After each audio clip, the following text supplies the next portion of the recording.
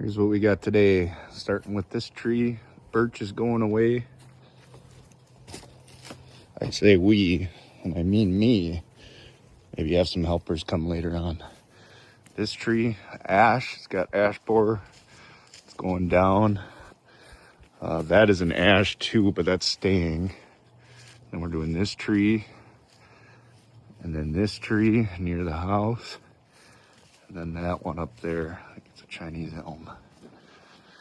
Up there on that guy. And then, so whatever that is, five trees. So yeah, maybe prune some off this maple for the guy.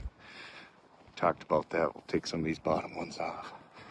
But yeah, that's the job. Put it all in the ground. A little short-handed today, so I'm doing it alone. That's okay. Hopefully have some help later on. Got the lift and the GMC out there. And yeah, it's gonna be a good day. It's a beautiful Saturday.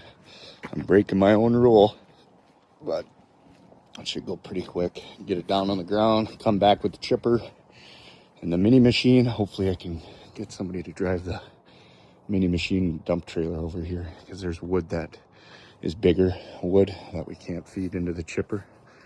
So we'll have to trailer the wood out of here. But yeah, should be a good day. Get after it.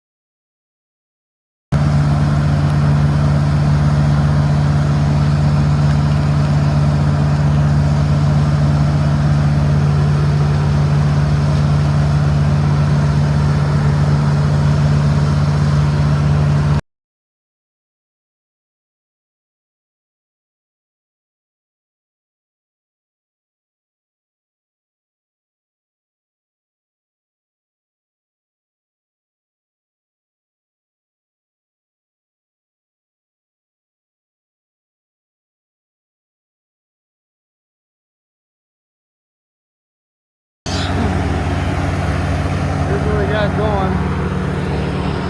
I forgot to set the camera up.